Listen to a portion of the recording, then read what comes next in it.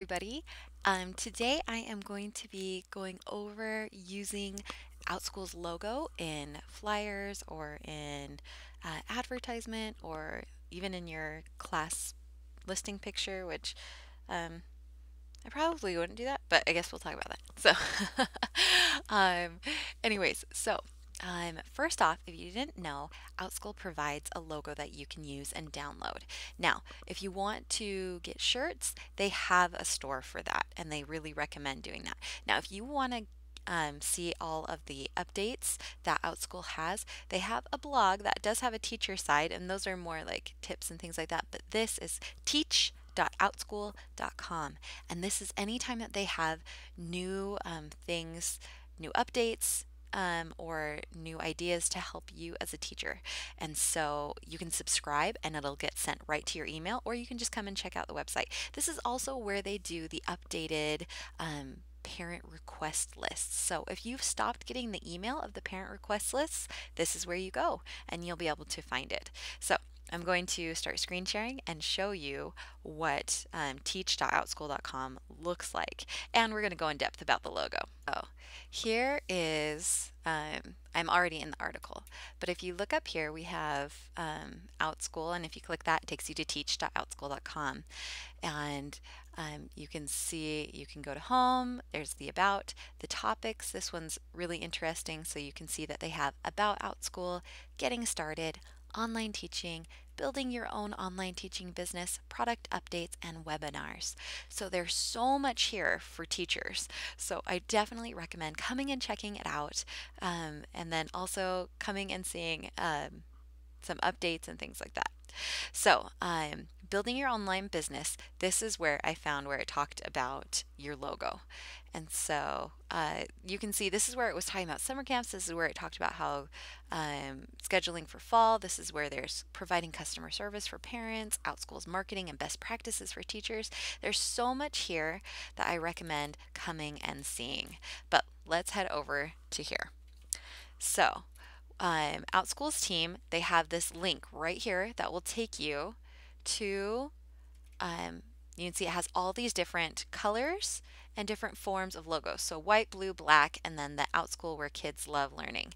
And then it has like this fun, cute one, this one, and you can see when it has these boxes, that means it won't show up wherever those black, the gray and white boxes are. So if you were curious about that, if you don't understand PNG files, that's so you can overlay it, you can put it on websites, you can do lots of really cool things like that. So that is where you would go to download any of those. So right there where it says here. If you are looking at where to get t-shirts or stickers, they said we suggest visiting our online store for pre-designed items at outschool.threadless.com. Now, when you are using one of the Outschool labels, make sure you do at least 15 pixels. And then be sure to use enough contrast that you're able to see it. See how this one's like stuck in her hair? But this one, yay, you can see it down here. So you want it to make sure that it looks high quality, that all the parts are visible, and that it's that when you use colors that they're the same colors as the logo.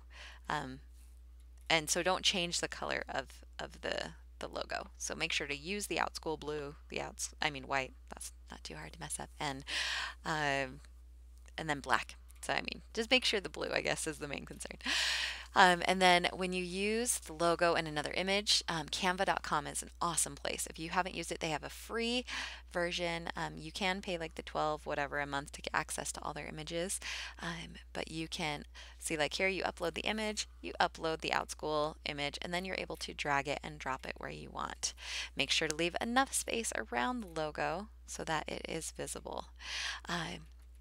And so these are really, really great options to be able to promote your materials for your classes.